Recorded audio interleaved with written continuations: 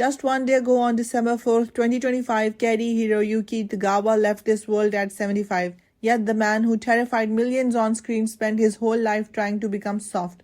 He once told a tiny kawaii meditation circle, "My entire life I played the villain on screen, but the real villain was inside me. Shame. I'm ashamed that my kids only witnessed me murdering people on TV." One evening, his youngest son looked up and said, "Daddy, why are you always the bad man?"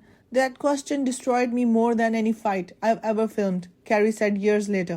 During his childhood on US Army posts in the 1950s, students murmured, "Pearl Harbor," and spat at his feet. He never retaliated. "I would run home, lock the bathroom door, and cry without making a sound so my father wouldn't hear."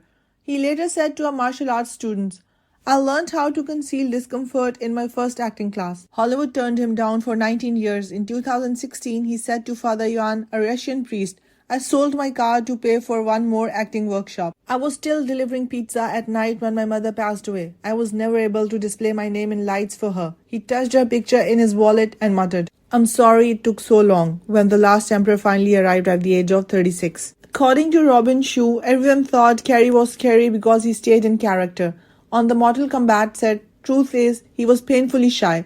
Hold your exhale longer than feels comfortable. That's where real power lives." He told me as he sat by himself in between takes, "Breathe is the ultimate medicine." Cary genuinely thought we simply can't remember how to utilize it. He disappeared from Los Angeles in 2015. He had flown to a small monastery outside of Moscow, but only 2 pals were aware of it. He sobbed so much during his covered baptism that the elderly priest questioned whether he was hurting.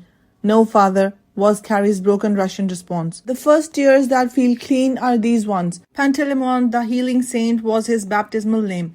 Later he informed the same priest, "My soul has always spoken Russian.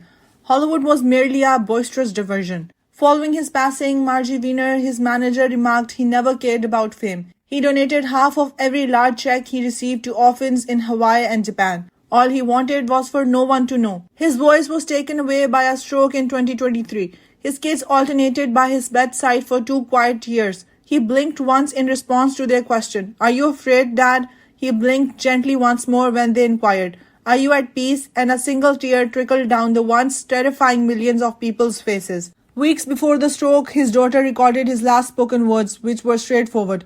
"Tell everyone I finally learned how to exhale." On December 4th, 2025, he passed away. The only individuals who ever knew the kind boy lurking beneath the monster's mask were with him when he passed away. The villain put his blade down. The healer returned home. His lessons live on in every deep breath we take, even though his body is no longer with us. Cary ultimately showed us the quiet submission rather than victory is the source of great strength. Thanks for watching CNET News. Stay tuned for more updates and stories from around the world. See you next time.